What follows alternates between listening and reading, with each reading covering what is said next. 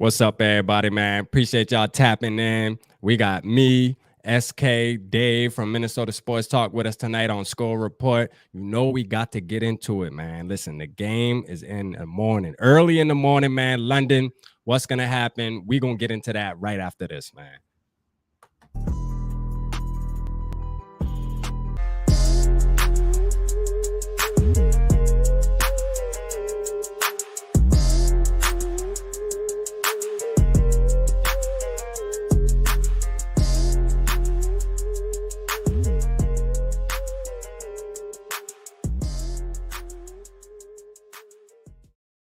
Stick to the code, man. Yeah, stick to the code, man. I was off on SKOL Live for a second right there, but I had to tailor it back. I got it back. Go DJ. Yeah, what's going on, everybody? This is the SKOL Report here exclusively live on the Purple Code. I'm here with my boy Rap, and then Dave is joining us tonight. He had to get on to talk some Vikings football. He's been itching for it, I can tell, and we got an early game tomorrow. Y'all gonna be up tomorrow to catch this game, man? Oh, you know that. I might not even go to sleep. I might even go to sleep, man. I might just flight tonight. What about you, Dave? How are you feeling? I can't wait. Can't wait to wake up. Okay. Well, let's get to this injury report real quick. I like going over that. And I'm looking right at it right now. You're looking at it right now, so you can actually go ahead and go over it if you have it in front of your face right now. Oh yeah. So Andrew Booth Jr. is doubtful. He had limited practice on Friday. Dalvin Cook full practice. C.J. Ham full practice. Zadarius Smith knee questionable. He had a limited practice on Friday. Kendricks and Harrison Smith full practice. No mention of injury for game status. You want me to do the Saints? Yeah, that's the one that's long ass list. Kind of key. Yeah, very long ass list. So let me see. There is I know Michael Thomas, Jameis is out. Marcus May. Alvin Kamara, limited practice, questionable. Marcus May did not practice, out. Jameis Winston, doubtful, did not practice. Jarvis Landry, limited practice, questionable. Michael Thomas did not practice, out. Andres Pete, limited practice, is out. So 1, 2, 3, 4, 5, 6, 7 lists have game status injuries. Damn, 7 starters too at that, I believe. Like, damn, like they're core players too, which is crazy. Like, damn. Yeah, for real. And that injury report was brought to you by both of our sponsors. First and foremost, Rinaldi's Pizza and Pasta, located in Woodbury, Minnesota, 1560 Wood Lane Drive. Stop by, mention the purple code or TPC. They'll be sure to give you that family discount. Also, Nautica Bowls, also in the Woodbury area. You can tap in with them. Also mention the purple code or TPC, and they will also give you that boom TPC family discount. Before we get going after this injury report we just gave you guys and everything, make sure you hit that share button for us, guys. We don't ask for donations. We don't ask for much. All I ask is for your guys' opinion in the comments and for y'all to slap that share button. And if you already done that, slap that subscribe button for our YouTube at the Purple Code. And as well, give our guys the Purple Pocket Podcast on YouTube a subscribe as well. Congratulations, just at 800. Got to give you a shout out, Rap. Yeah, and then obviously go give Dave a follow at Minnesota Sports Talk. And then your YouTube is SKOL World, right, Dave? YouTube is Minnesota Sports Talk. Okay. I just have the show called SKOL World. Okay, yeah. Make sure you go give Dave a subscribe as well and a follow on Twitter. So let's get down to it, guys. Tomorrow is a big game. You can call it a primetime game if you want. I'm not. It's early in the morning for me. I'm over here on the West Coast, so I got to get up at 5:30 in the morning to catch the game and do my pregame show. But I'm going to be up. I'm going to do it. I'm here for it. But what is your guys' feeling going into the game, man? Are we confident? Are we feeling like, hey, we're about to run through these Saints? They're too banged up. Or is it looking like another tough out like it was last week against the Lions? I'm going to start with you, Rat. Man, honestly, man, I feel like it's definitely a winnable game. Okay, there's a weird feeling though, only due to the past, man, where it's like every time we play a quarterback like Andy Dalton, like I was saying this, like Jameis Winston would have been much better to play against. I really believe that. You know what I mean? As much as Yeah. people will say, hey, Jameis Winston is more talented. Listen, guys, we struggle when it comes to quarterbacks like Andy Dalton, Cooper Rushes, Matt Moores. Like these are the type of guys that we have problems with. So, I mean, but it's a winnable game. That's a good thing. Their injury report definitely sounds good to us as Vikings fans. Like we don't like the Saints, bro. I mean, it just is what it is. I mean, I was on a Saints podcast last night, man, tapping in with them. They added me on there, and I had a Saints guy on my channel, and like the chat room, bro, like they really can't stand us, dog. I'm being serious. Like I'm talking about the hate is real, bro. Like it's real. Mutual. I mean, and it's mutual, you know, and I let them know that, you know what I mean? Shout out to my boy Matt, because he was with me in the chat room, man, and he was going in on one of it, man. They were going back and forth on some shit. Like if they were in front of each other, it was gonna be a fight type shit. Like that's how it was going. You know, like we just can't stand them. They can't stand us. And I think we definitely need to put it on them tomorrow. And I think we will, man, for real. Yeah, what about I feel you, Dave? good. How you feeling about tomorrow? I think the rivalry may die down in the future because they changed coaches, but yeah, there's a long history of us kicking their ass. Unfortunately, it was the one time 2009 that it really mattered.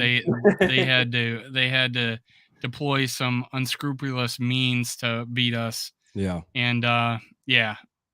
That was the bounty. That was the bounty gate, right? Gate. Yeah. Yeah.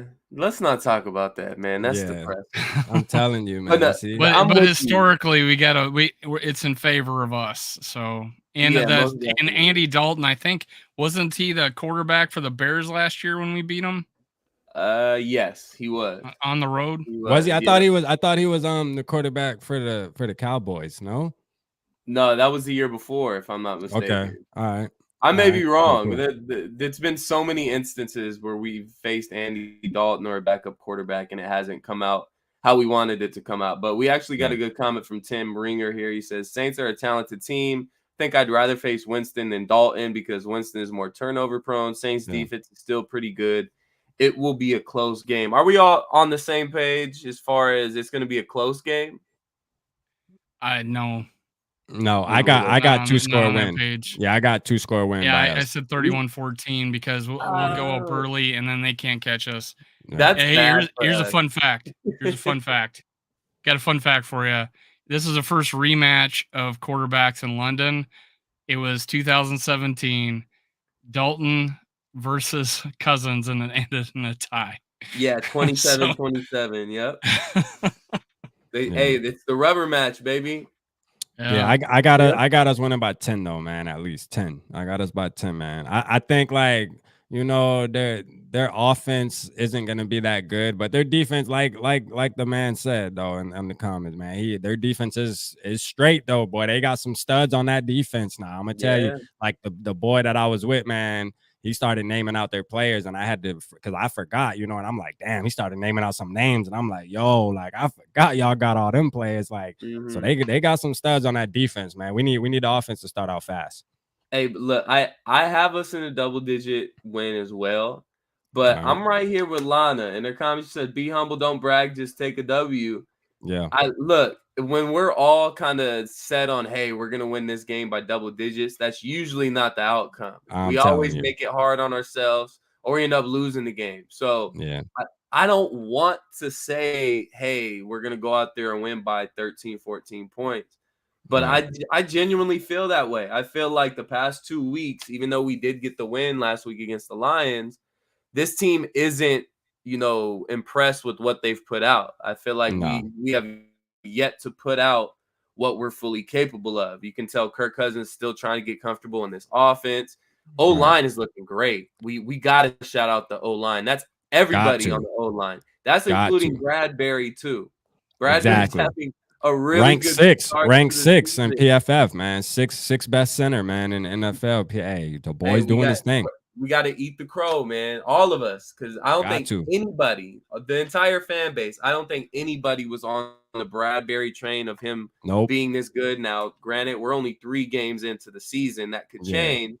But with the sample size that we've gotten so far, he's considered a top 10 center in the league. So shout out the offensive line, but you can tell that we're fully not there yet to where we're showing our full potential. So I think the fan base and us 3, how we're talking right now, we're relying on, okay, this could be the next game where we really break out and we see what this team is really made of. And I don't want to get my hopes up. I mean, it's a life as a Vikings fan, right? You don't want to get your hopes up and feel like, hey, we're going to blow this team out. And then we come out there and it looks like the Bills-Vikings game in what was that, 2018? So I don't know. I'm confident, but I'm cautiously confident, if that makes sense. Yeah, I don't think we're bragging here either. I just think that with all the injuries and the fact that they're going to throw out a backup quarterback that has not been very successful lately, I feel like we're pretty good. I did actually have us 28 or winning 27-24 this last game. We won 28-24. 1 point off. But this is a game where they just got done losing to the Panthers. That is not a very good team. With a quarterback that threw under 500. He threw for under 500 for the game. I don't think broke 160 yards, if I'm not mistaken. But it is a divisional game too, though, Dave. Can't forget. Like, they always play each other pretty good. You know what I mean? Just like how the Lions and us, you know. That's such a muck it out division, man. It is, though. I mean, it is. Their division's kind of, I mean, even with Tom Brady and everything, it's such a muck it out division. You're winning games 12-6 and 13-7. Like, you really got to muck it out in that division. But I agree with Dave, though. Like, the Panthers by far are not a good football team. You know what I mean? And they beat the Saints. So that does say a lot, though. I agree with you, Dave, though. Not that you said anything wrong. Yeah. Handily. And they're missing their best, I think their best receiver. Their second best has got an ankle injury. They're going to rely on a rookie who had a great game. Yeah, I give him credit there. Yeah, I give him credit there. And if we do this shell, funnel it to the middle defense, anything could happen. So hopefully we're making adjustments there. Hey, you know what, SK? Hey, SK. Ed Donatel is on Dave's list where he's this close to exploding and I have a shit list and there's a member of one right now. I have a shit list and there's a member of one right now. I'm really there with Dave. The thing is that we can talk about, this defense hasn't given up a point in the fourth quarter all season, but teams took their foot off the pedal. The Eagles took their foot off the pedal a little bit in week 2, I believe. Even though I did think the defense did a decent job in the second half, I think the Eagles kind of pulled up a little bit towards the end and just said, you know what, we're going to drain the clock. Let's play defense. They're not able to move the ball on us. So I don't fall into that trap. What worries me is I don't see adjustments from Donatel. Like, I don't see any type of we come out in the same defense every single time, it seems like. So I want to see something different in this game, especially us going up against a backup quarterback. We're all used to us struggling against guys or being super conservative against these backup quarterbacks. And Mike Zimmer was our head coach. I need to see something different. We're talking about a change of culture, aggressive mindset set. I want to see it. Show me against the team that's banged up, that's injured. This is your opportunity to make a statement. You should win this game. Now go out there and win it by a good margin, and you're actually going to make a good statement here. That's a fact. I went back, I don't know how many times I watched that Lions game, and where the Lions found the greatest success is running double in routes on two outside and inside, and then a slot receiver. Double in routes. One was deeper, one was shallower, because we had our cornerback on that side of the ball playing 7 to 10 yards back on outside leverage. Where are they going to run the route? Inside. And it was a trail route. So both of them are wide ass open. Unfortunately, there was one case where St. Brown caught it and Shannon Sullivan had just a terrible angle and was just running behind him instead of trying to cut him off. He gets down to like the 1 yard line. But that happened a couple of times and it burned us, especially on third or fourth down. It's just, I don't know why this outside corner plays outside leverage, off the ball like that, giving him all this room to the middle of the field. And that I don't understand it at all. And I don't blame Dantzler if that's what's happening, that the coach wants him to play that way. Yeah, man. Back off my boy, man. Back off my boy. In my video, man, I said I like Dantzler. He's using him wrong. That's all I said about it. Dantzler's been great in run support. He's been great coming up to the line and making tackles. All our corners play great run support. I love it. Coverage a little questionable, but I think the coverage SK too though has a part to play. Like what Dave said, it's the play calling, man. Like he's got him playing 10 yards off the ball with outside leverage. Like these players are doing get it. 5-yard slants. You know what I mean? But you're playing 10 yards back. I mean, dog, any of us could catch a pass. Like it just makes it look like he's allowing these passes, but let him play some man-to-man, dog. Let him get up in the grill of these wide receivers, like why don't we do that? Why don't we do what the Jalen Ramseys, the Jair Alexander, like why we don't use a CB like that? We're letting these guys do whatever they want. I mean, it's 3rd and 8. I don't think we have a Ramsey or a Jair. That's true. Yeah, I'm not complaining that. I'm not comparing. I'm definitely not comparing him to them yet, obviously. But what I'm saying is, man, let him get better though. Let him play some press man-to-man though. You know what I mean? Like all this 3rd and 8, but yet you're playing 10 yards back. I mean, what purpose? And we're playing 2 deep zone. And we're playing off at the corner. I know it looks like we're trying to funnel the ball to Dantzler's side. Like it was Peterson up, you'll have Dantzler back, and that's what it seems like it's happening. But we're playing with 2 deep zone. Why? And then just given the linebackers aren't reacting good enough. I'm not gonna excuse them. They're trying to get it. The linebackers are playing deep, and I'm seeing I see them not even looking, and there's nobody coming out of the backfield. And they're not even looking at the guy crossing right behind them. So I'm not giving them a pass either, but.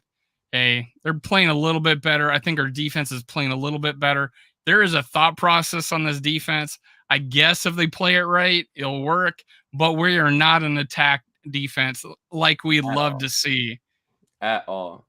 And then we actually got a question from John. I'll actually direct this to all of us. He said, I said last season the Vikes always play to lose. How do we feel about them so far this year? Are we a play to lose team like we were last year? I think we've seen enough from O'Connell to say we've shifted from that to, hey, let's go out there and win this damn game. I think that showed in the Detroit game last week. We went out there. We were in field goal range. We could have went out there and tied it up. Said, no, let's went for the jugular. That would have been 3 runs and a field goal. Yeah, that would have been 3 runs and a field goal, definitely with the old regime. Maybe a short out route to get 5 more yards or something like that. Yeah, absolutely. Yeah, Mike Zimmer would have called up to the play box with Kubiak and said, "Listen, you better not put that ball in the air. You're fired if you throw this put that ball in the air. Your ass is mine when we get done, boy. You better hand that ball off coach 3 times in a row. You're fired if you run this ball or pass this ball, right?" Yeah. So, but I actually want to move on to let's talk a little Justin Jefferson, man. So all right, these past 2 games, he has 9 receptions for I believe 62 yards. So my question is, KJ, Adam Thielen, they got their shine last week. We obviously weren't able to see much out of anybody versus the Eagles, but was that a shift to where we're actually going to see the ball spread around a little bit more?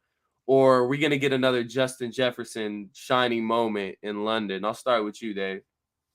I think we'll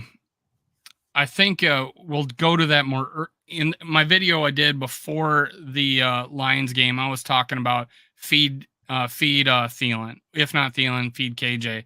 We didn't do it early in this last game, and that's why that's why we started out 14-0. Is we need to do that early, soften it up for Justin Jefferson. Obviously, they had the complete game plan to do it the whole game because they stuck with it even when they were getting gashed. And if you look at the, all 22 view of this, it's like you got both safeties leaning to his side, and you got basically bracket coverage. He's got 3 guys on him, and that's why KJ Osborne was wide ass open on that play for the touchdown. And Thielen's 1-on-1 the whole time, and they're just grabbing and holding him. I feel like a team is not going to win that way. And if they had a better game plan against us, they wouldn't have done that to allow the rest of the players to have great days. Look, Cook, man, he would have had easily over 100-yard game if he didn't hurt his shoulder. I was going to say butt fumble, but I just did. So, but hey, he's back. That's a tough ball player. I love having him on our team. He's all about getting on the field, man. Man, I put it like, man. Oh yeah, I put it like this though, man. Like, for one, we absolutely have to get JJ going though. That's just a fact. Whether we spread the ball or not, I mean, JJ cannot have 16 yards off with 3 receptions. I mean, it just can't happen.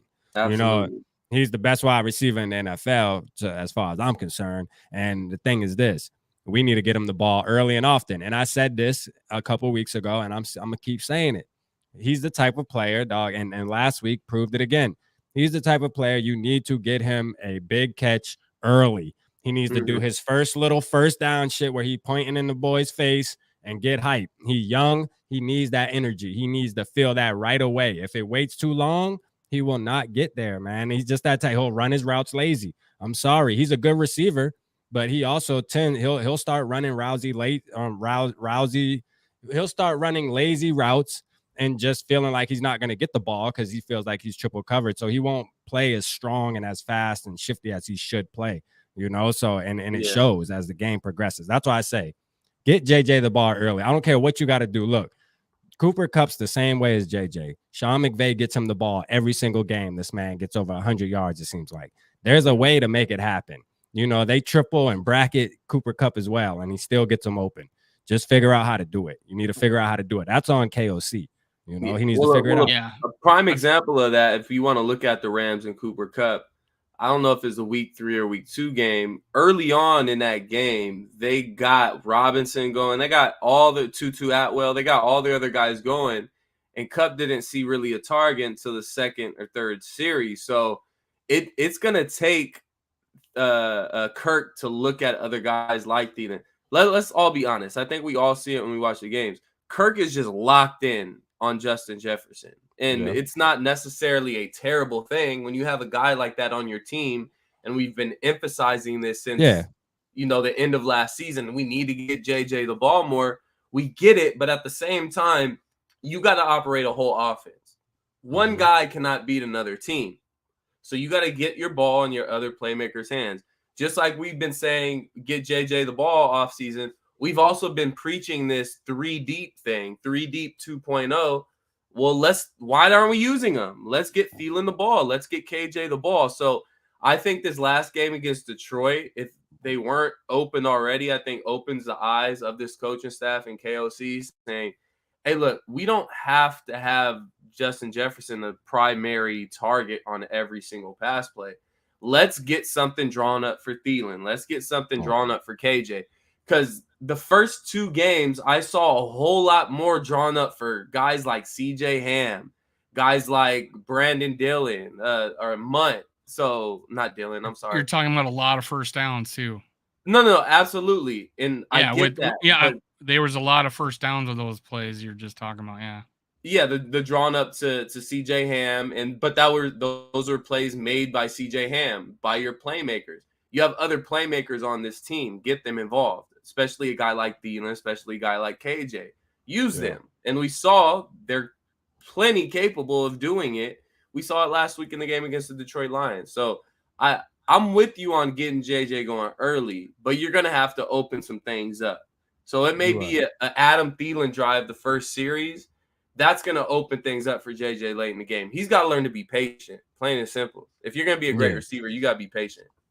You do. He do. That's why I say I just fear because, like I say, he is young. You know what I mean? He's young and he will get off track if he's not touching the ball early and often. I mean, don't get me wrong, man. Great teammate. You know what I mean? Great teammate. The most important thing to him is winning. But I mean, if he has too many of these games, like let's just say I say tomorrow is like a breaking point. Like if we win tomorrow and he only has like 10 to 12 yards or something like that, bro, we will see him be like he will, regardless if we won or not. You know what I mean? Just because for one, I mean, yeah, we know he's a good wide receiver, but the media will say, well, is he really that good? I mean, his last 3 games, he only has this many receiving yards. Like, he'll start to hear that narrative, rather, you know, even though we know as Vikings fans and the world kind of knows, but they'll still push that narrative. Like, hey, maybe he's not getting open anymore. You know, it just is what it is. You know what I'm saying? And I don't want to see that happen to JJ, man, for sure. And it's happening to guys too. Like Jamar Chase had like 16 yards going into the fourth quarter. You know, it's like, how is that guy not getting the ball? You know, it's like, so it happens to receivers. I don't see 3 games in a row this happening. I think KOC is going to go back to what he was doing on the Packers game. We're having long motion. I put him in the backfield. That's a play that looks like it's going to work. They're setting it up right now. They haven't thrown it to him. There was a second time they ran that he was wide ass open. I think there was pass interference on one of our guys that, you know, he kind of, our tight end kind of threw down one of the guys. He would have been wide ass open. Block.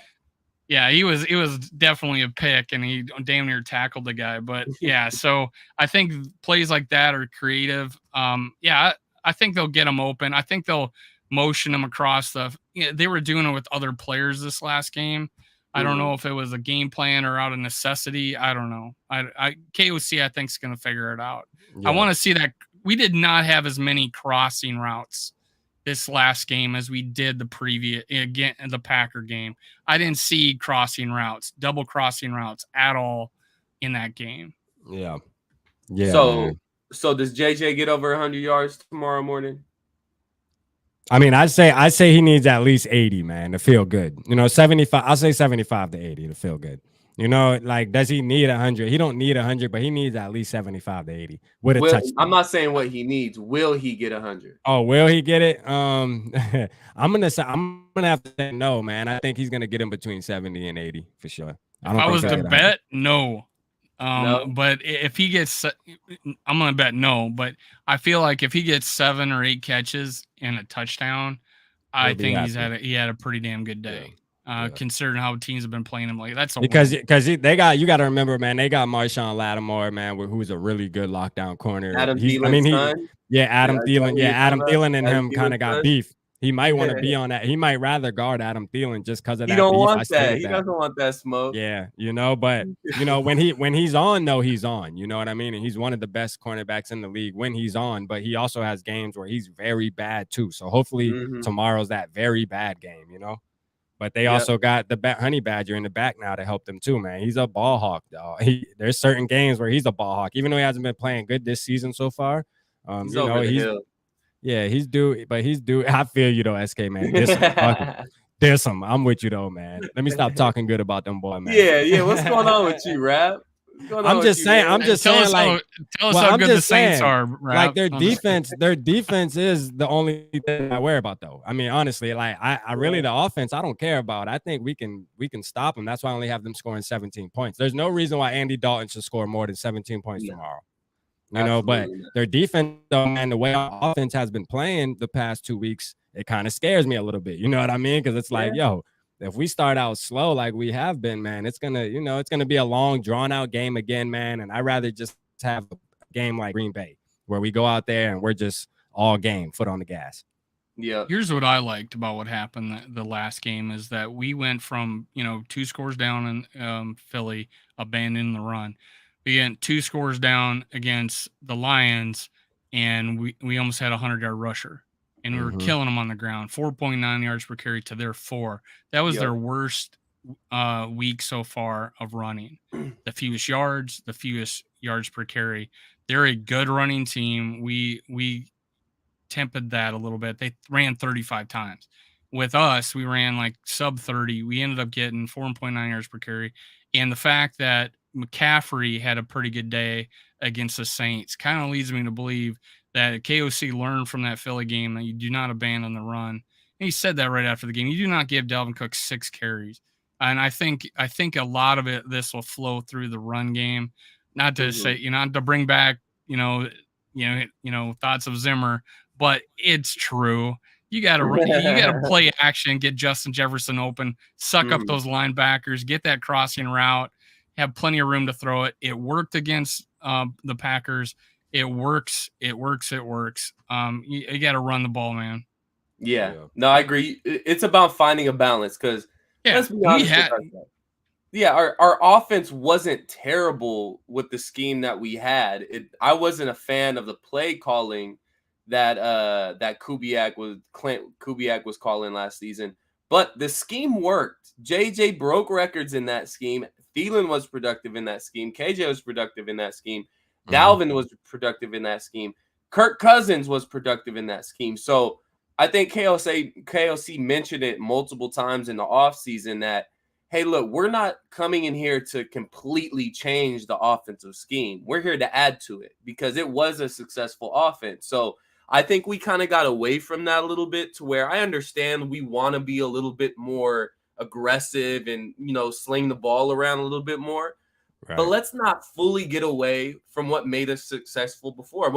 I think we're number 12 in offense, total offense last year, I think, somewhere around there, hanging right around the top 10. So, but we fell off late. We were like top 10 most of the year. Yeah, let's not get too far away from that. We understand the type of player Dalvin Cook is. Alexander Mattison is obviously showing improvement every single year in the league. So let's keep running the ball. And like Dave said, let's get that balance going. Let's get those crossing routes going. Let's get JJ on a play action deep downfield. That's what I want to see. So are we going to see a gritty in London from JJ tomorrow morning? Can we all say we're getting a gritty? Yes. I think we'll definitely get a gritty tomorrow morning. Yes. All right. That's all that I want, a gritty and a win. That's all that matters. I want a soccer slide, man. I want Thielen to get the touchdown, man. Thielen got to do the soccer slide. Matter of fact, I don't care who do the soccer slide. Somebody just need to do it. Yeah, they gotta Johnny Munt for the soccer slide. Johnny Munt soccer slide. There you go. You're calling Johnny Munt soccer slide? Is that your bold prediction, Dave? I am not. I'm not calling Johnny Munt soccer slide. CJ Ham, I could see happening. CJ Ham's due for a big game swing tomorrow, route guys. In the red zone. CJ Ham, I could see that happening. Hey man, I wouldn't be surprised. CJ Ham, boy, he's seeming to always get that big play though. University of Augustana. Hometown boy. But let's talk a little Kirk Cousins. So obviously these last two games against the Eagles and the Detroit Lions weren't necessarily Kirk's best games. I don't care who you're talking to. Kirk didn't have a great game against the Detroit Lions. He came up clutch when we needed him, but as an overall game, he was shaky at the beginning of that game.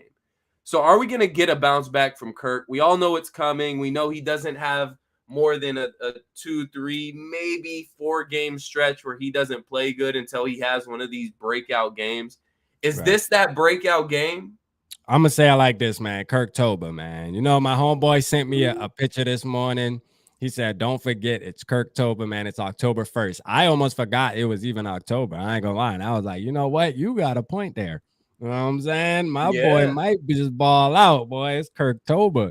So, yeah, I think he will. Last game, like you said, and the Eagles game, he didn't play great games, but he made the throw that mattered, and that's the things I care about. When it mattered the most, he made the throw. Like, that's all. But he did. I mean, if you can argue that Jared Goff played just as good as a game as Kirk Cousins did on Sunday, it just was what it was. It was just a regular game. I mean, he had 270.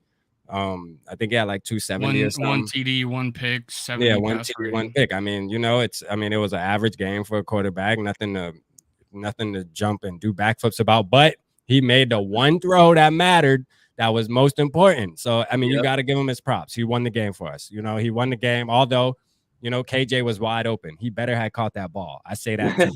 KJ was wide open. Solid, man. That's solid. Solid. Here's what I went back and looked, and I did a video. It says we played better than you thought we did, and I was like, we were in scoring range on 7 drives.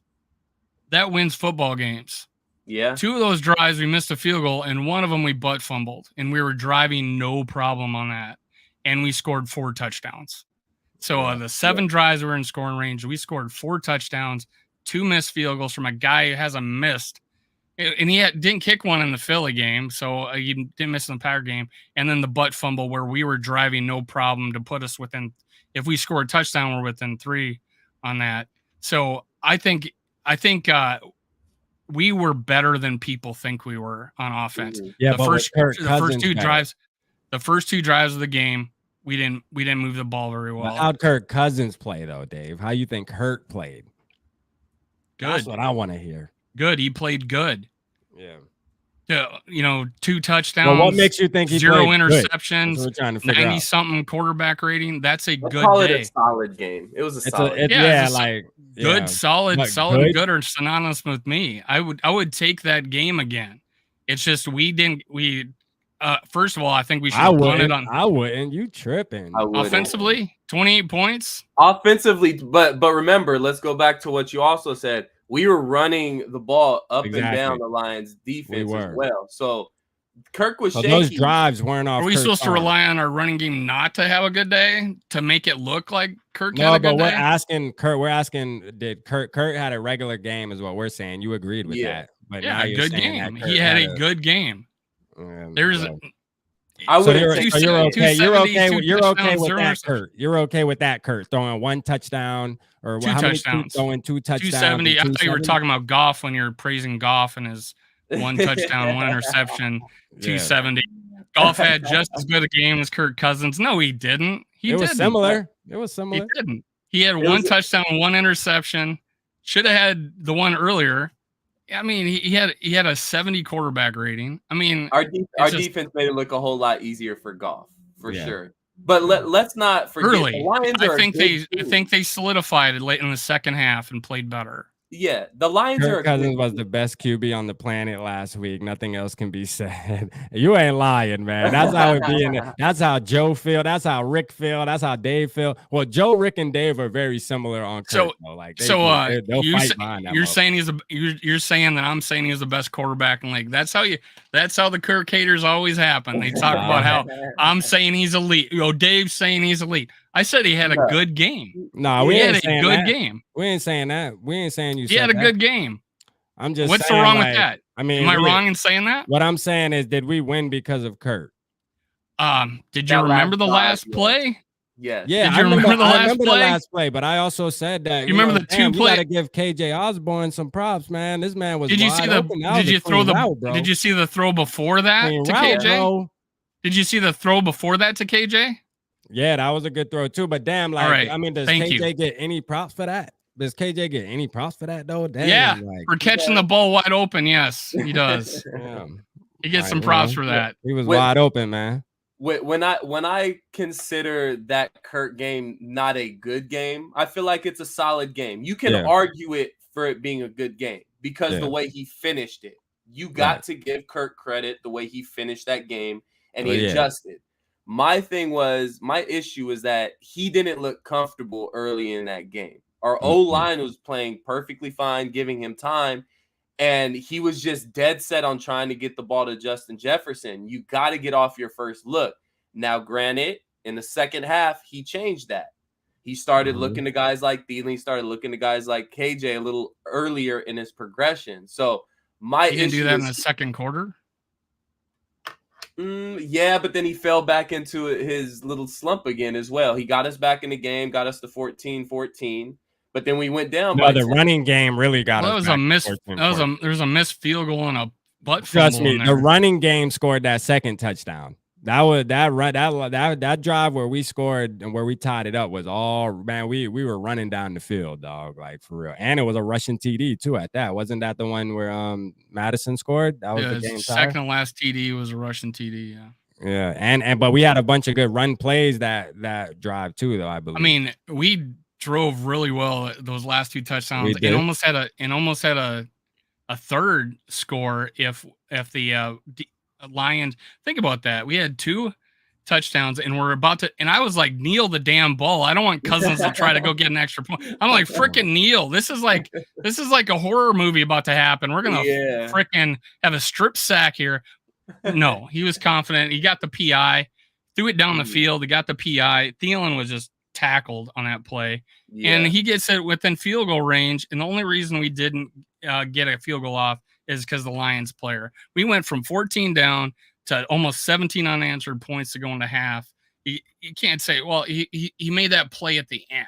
That's what won the game. No, he scored. We got 2 touchdowns to end the half too. and almost a third. But the score with a defense, field the goal. defense played a big part in that too, though. You know what I mean? Yeah. Because it's like this. This is what I hate though, because it's just like with the Eagles game. You know, it's like the Eagles game. Everything was about everybody else. You know what I'm saying? Other than Kurt. But then when Kurt has a game, and I stated this, That's not I still true. feel like this. But now that Kurt made a last second throw, and he won the game, now it's Kirk's the man. He's the reason now, and it's like, bro, we held the Lions to scoreless. You must not be listening to other people that are on the shows with you when they say I'm listening to everything. He had this bad throw, he had this bad throw in the Philly game, but he had these couple.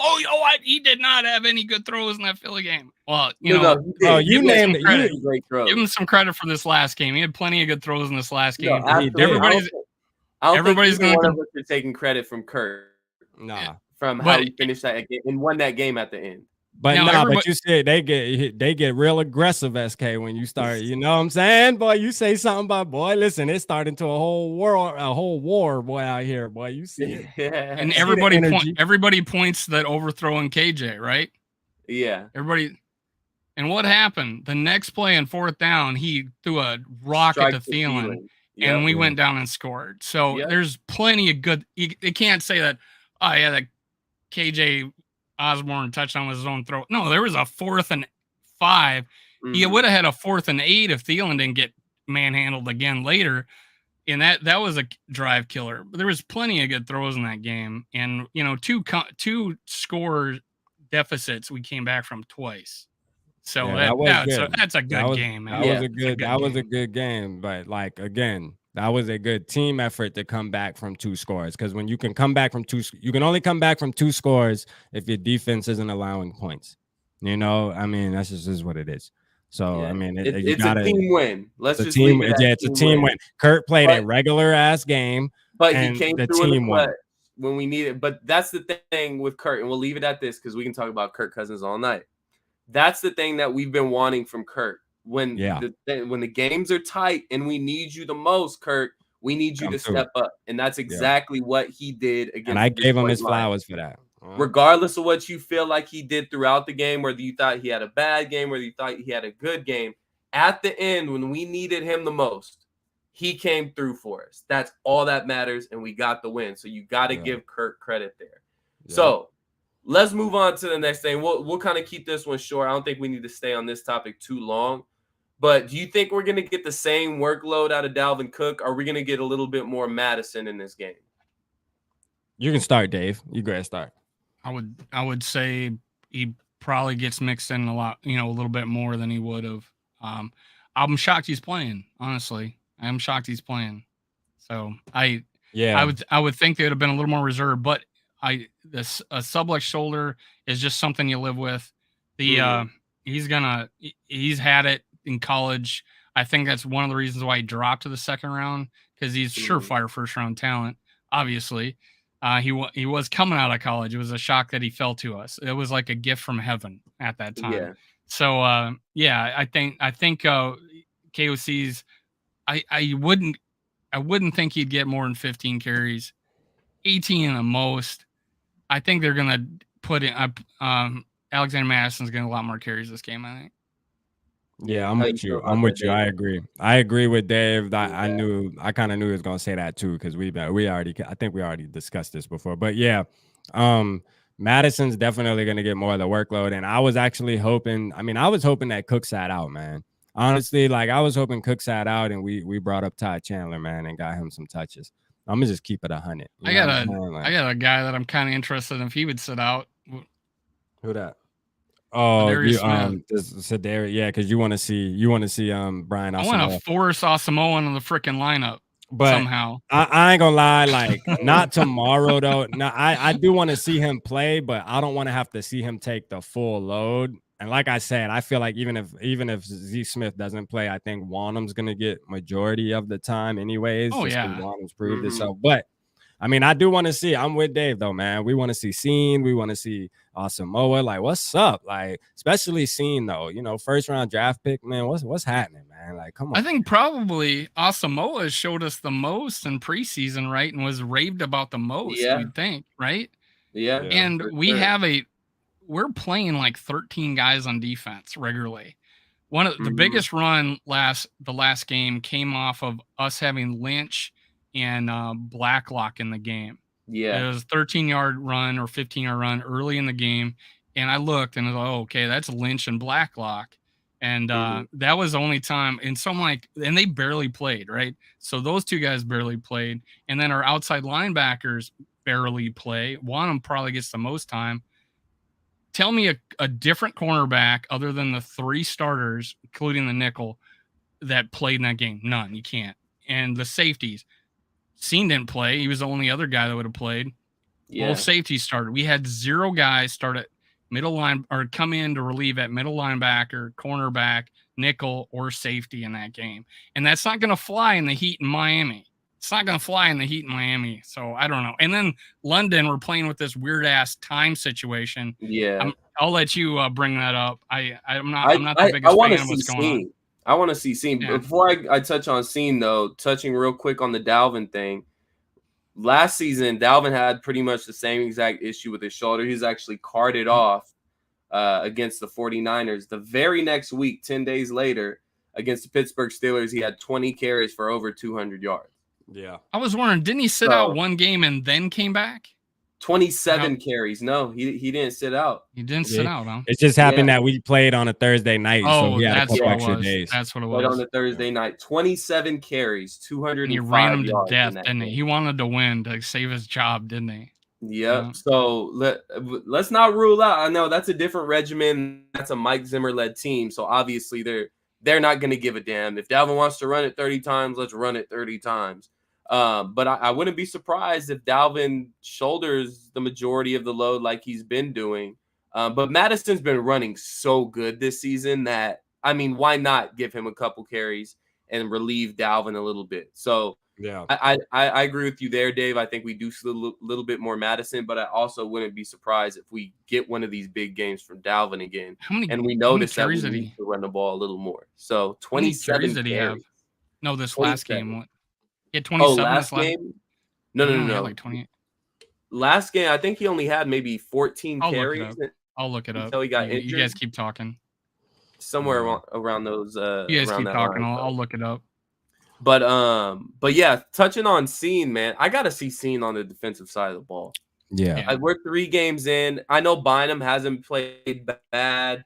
Harrison Smith's been banged up, but Metellus has played great when he's came in the game. So I get that our guys are playing so good, but I'm like wondering, like, is there something wrong with Scene, or are these guys really playing that good to where Scene just can't see the field? Yeah, is it just a tweak? I mean, we've heard that. You know what I'm saying? I mean, like, it's just a tweak. I don't want to put this label on him or anything. We've been here before with Laquan Treadwell, where Laquan was drafted in the first round, but we had receivers in an undrafted Adam Thielen, who was coming into his own, and we had Stephon was a 4th or 5th round pick that same season. So we had guys that were coming in that were drafted later on or weren't drafted at all, that made the team and that were starters over our first round pick. So I don't want to throw that label on him, but it's like that's what it's looking like right now. Like I'm not even seeing him outside of special teams. I don't even see him on special teams making plays. I mean, something's going on for sure. You know, like there was all this hype about how intelligent this guy is, you know, how good he is in the offseason. OTAs, training camp, you know, this guy's so smart, understands the game of football, all of this, you know what I'm saying? And then all of a sudden, he had the perfect opportunity.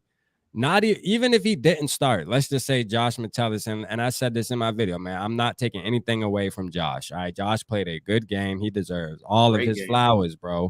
Mm-hmm. You know, but even if they could have split 60-40. I mean, it don't matter. Like, split something. You telling me that he's not good enough to play 10 snaps? You know what I mean? Well, apparently that was the plan going into the game, but Metellus was playing so good, they said, we're not going to take him out. The Metellus is just playing too good. So I did hear a report that was the plan going into the game, that Scene was going to get a good amount of defensive snaps, but just Josh was playing too good. They didn't want to take him out.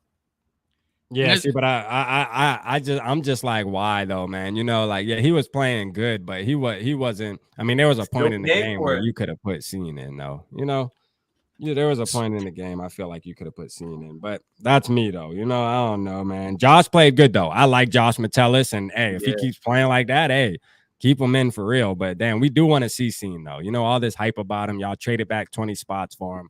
Let the man play. You know, like, come on. I know you have something to say, Dave. Oh yeah, I got plenty to say about this one. So I did a video about we had 5 really good safeties, including Dorn.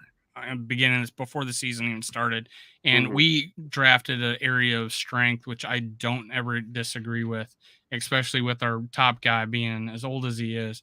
And I was high on Metellus, I was high on Dorn, so I think they're good players. They had great college tape. Yeah, I love Dorn. Yeah, a big hitter, right? He looks like Harrison Smith, right, on the field. So I'm really excited about our future at safety. When your head coach says he is going to play in the game and you do not play him in the game, I've been in a game where I saw my head coach give a guy a spell and forget him to put him back in the game for this whole second half. I mean, and then at the end he sees him in the locker room and goes, "Oh, I forgot to put you back in." I'm like, no shit. And that's what I feel about. We're down 14 points. Don't tell me we're having this great defensive day, right? We're down 14 points. There's no reason why he doesn't come out the next freaking, Metellus had a great game. I'm high on him. I love our future. We may move on to from Harrison Smith next year just because of cap reasons. We're looking at $19 million for the next 2 years each. And I'm like, something's gonna have to be different. And one of those things is we're gonna have these young players, and all the reports coming out about, and it's not even reports. Judd Zulgad, I'm sorry, they made it sound like he had insider information. I went back and watched that video, and he clammed up after he brought up the point that, hey, someone needs to challenge a guy who says, I don't think he's handling the defense as good as Metellus, and that's why it has nothing to do with the fact that he's been in the league longer. He actually has been on an NFL field before, and Scene hasn't. Yeah, Scene is a good player. There's nothing he's done that's kept him from playing other than Metellus was looking good, and for some reason the coach says, "Oh, you know what? We're down 14. I don't need to mix it up. I'm only going to play 13 players the rest of this game." I mean, that's what I'm thinking. It was going through Donatel's head, and I haven't been the biggest fan as of the Philly game. It didn't get any better against the. I think individual efforts is what's keeping us from losing the Lions game. Individual efforts are keeping us from losing. So two even a hope be on Dave ass, boy. I ain't gonna lie, he be on Dave top, boy. That's my boy though, man. Two even a hope, man. Yeah, him and Dave definitely. He out for Dave. I'm gonna tell you that right now. Yeah, he doesn't like anything I have to say. Hey man, if somebody hates something you do, that means you're doing two evil to right. hope. Donatel, you like his defense? Do you like his defense? You pretty happy with it? Yeah. Come on, I don't think anybody's happy with Donatel's defense. They got a love-hate relationship, man. They got a love-hate relationship. I gotta give Donatel a little bit more time though. I think that a lot of it is communication details too. But I gotta see adjustments. I gotta see in-game adjustments, halftime adjustments from our defense. I see it on our offense.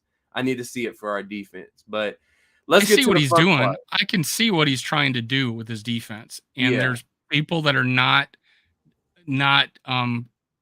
doing what they're supposed to do in his soft zone defense that he has.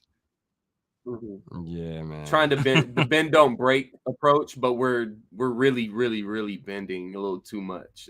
We bending, boy. I seen his blitz. I seen his blitz very effectively in that Lions game. We blitzed like 3 times, Yeah, All we of them just got to effective. blitz a little more. We got Yeah, All of- somebody all of told them- me we all only of them blitzed effective. 16.7%. I think our blitz rate should like 16.7. Somebody told me Yeah. that. I think it was We Carson. need to get that over 20%. The times we have blitzed, it was effective. It works. It worked. You seen it at the end of that game. He Goff threw up a duck, and the play before that, I think we blitzed, and they picked it up pretty well. But Goff still threw a pass that should have been picked by Metellus. Luckily, he picked it the very next play. But let's get to the fun part before we get up out of here. I know all of us got to wake up early to catch this. We got to get up early, man. We got a day. So let's get to the fun part, guys. I need to get your guys' bold prediction and your prediction for the game. So give me a bold prediction, whether it's a player's stat, it could be anything really, and then give me your game prediction. Everybody drop your predictions in the comments. If you have a specific player prediction, drop them. We want to touch on those a little bit before we get out of here as well. So I'll start with you, Rap. Give me a bold prediction and then give me your score prediction. My bold prediction, man, is that Danielle Hunter's gonna have two or more sacks. All right. I think Danielle Hunter's gonna get 2 or more sacks this game. And then my score prediction 27-17, man. I still think we're gonna win by 10. You know what I'm saying? Like, I think we're gonna win by 10. 27-17. We'll come back and check the record, man. But 2 sacks for Danielle Hunter. Okay. What about you, Dave? Is that bold? I mean, is that considered bold, or is that kind of? I mean, we are talking. He got really near the quarterback again several times in this last game. Yeah, I guess it is. I guess it is bold saying that our defensive coordinator don't call blitzes, so he has to really earn these sacks. So I guess it's pretty bold. I will say it's bold. Be able to say that it's borderline bold. Borderline bold. Yeah. We'll say all right, 2 sacks, but one of them he'll force a fumble. Okay, we'll take that. It's a touchdown. Yeah. How you feeling, Dave? What's your prediction? Well, I said 31-14. My reason behind it is I feel like we're going to go up early. They're going to have to try to score touchdowns. That's why there's not going to be any field goals. Plus, our field goal kickers, if I'm not mistaken, it's not all that good either. And in my bold prediction is going to play off this whole scene thing. I think there is a pattern where we drafted 5 defensive players, and not one of them saw the field against the Lions. So there is a pattern there. So my bold prediction is that we will see a Caleb Evans and Asamoah see the field. Wow. Not necessarily at the same time, but during the game. They went from 0 snaps to all getting at least 1. And that is my bold prediction. Okay, that's a good one. Book it, Donatel. Book it. Hey, I like Dan. I like Dan. That's my boy. They sit in Cam because Caleb's getting in, or what, Dave? What's that? Are they going to sit I'm just Cam saying Peterson. Oh, okay. Cam. Either way. I mean, Shannon Sullivan didn't have the greatest game either. So that gives them just more opportunity. You're only going to play. And where was this 3 safety, 1 Nick, I've been small linebacker monster package. Yeah. Where has that been? I've been waiting for it too, Dave. Trust me. You can't talk all about this shit and not have it happen. I was just like, come on. And so, that's how Scene's going to get in. That's how Asamoah is just, I think he's going to be a terror for a long time for us. Yeah, I want to see him on the field, man. Outside of special team, remember he had that big hit. Oh God, he blew him up last week. Yeah, he came down full speed and smacked him. It's fun seeing Dalvin Cook lay hits, right? Number 33. Yeah, I know. It's funny watching 33 run around like that.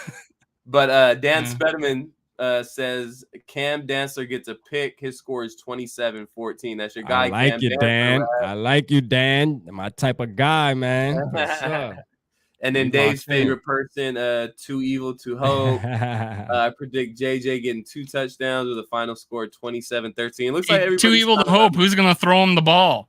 Too Evil to Hope. Who's going to throw him those 2 touchdowns? Nick Mullins. You know who's going to throw him those 2 touchdowns, right? There you go.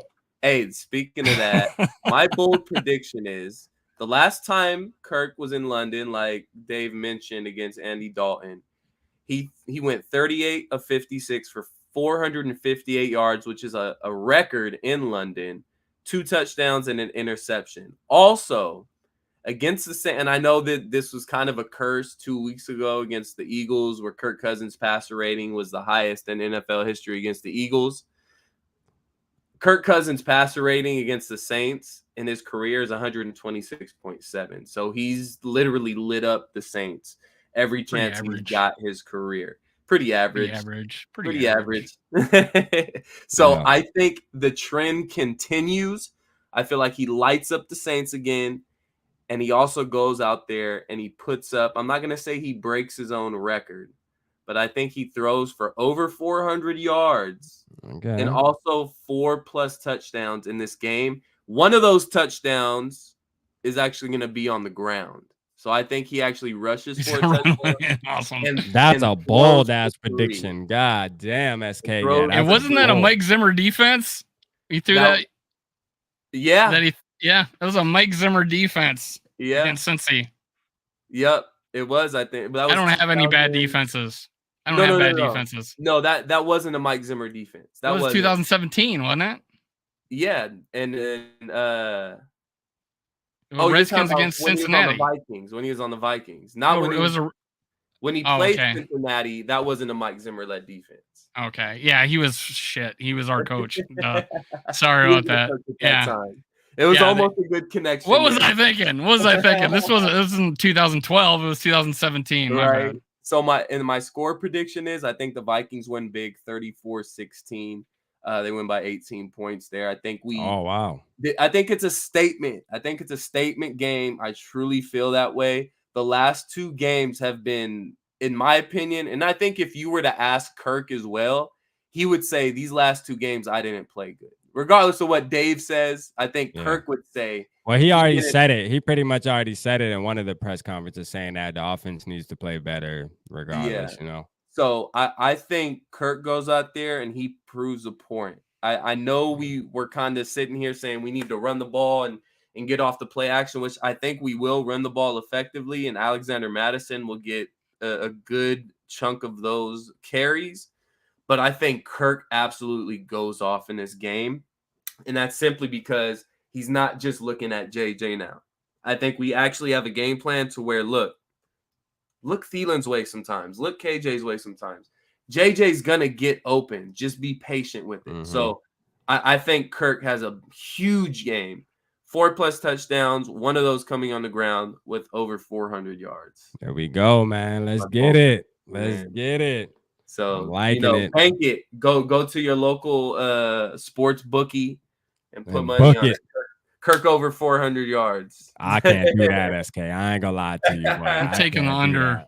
I'm taking the under. Oh, come on, man. Do that, boy. Come on, the under. Is it a naked bootleg that he's gonna do?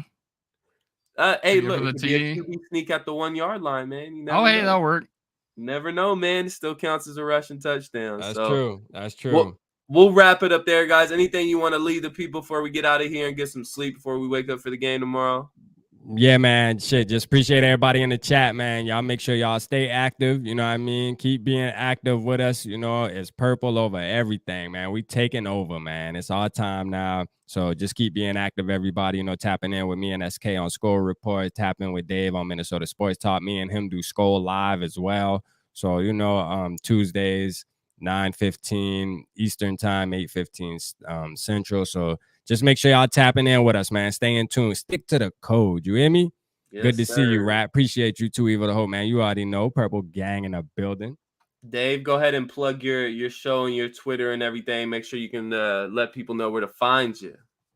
Minnesota Sports Talk on YouTube. The most generic name on YouTube, Minnesota Sports Talk. And I'm at SKOL World on Twitter and Facebook at SKOL World and TikTok at SKOL World. So there you have it. And I appreciate you giving me my Minnesota fix tonight, letting me be on your show. Absolutely, Dave. You're always welcome to come and tap in on here. Day with Mike and Kayla Mondays. Go ahead and tap in with them. Yeah. And then we also got the Great 8 on Wednesdays. with Joe Spinoza and my guy Rick Sosa. They go over everything Kirk Cousins, so make sure you go and tap. Maybe I join that, and we're gonna have the holy trinity of Kirk bro. Cousins Like fans. that's what I said. Code. Like you, Joe, and Rick. I keep telling you that. You Dude, think I'm playing? I'm a realist. He's a good quarterback. Yeah, he is a good quarterback. You think but I'm good playing? quarterbacks So don't you always cannot say this is the thing. You can't say he's a good quarterback without someone else. And I'm trying to point at him without him saying, "Oh, Dave thinks he's elite. He loves man." Cousins. Kurt, listen, Kurt man, is just say you can't. listen. I say good. He Kurt is elite. is average, bro. He's I say good. the perfect He says definition elite. of an average quarterback. He's the perfect definition. I'll take some of that freaking average. He's about to break our Viking touchdown. I mean, look, his record is exactly average, bro. It don't get no more average than what. Not Kirk with the do. Vikings. He's got a winning record as a Viking. No, it don't get shit. And we're getting another win tomorrow morning. Bank it. Go. Yeah, man. Let's get off this. Let's get off this. Put it in the books. Topic, man. Put it in the books. Win tomorrow. Who is that? Who tapped in? Go ahead and hit that subscribe button. Justin Jefferson just did. Justin Jefferson just tapped in. We got a private meeting with Justin Jefferson after this. So you guys have a good night and wake up nice and early. Catch that Vikings game. We got our boy Rap. Got our dude Dave. Justin making his little appearance at the end. Appreciate you guys. Like a bad penny. How many shows we got tomorrow, SK?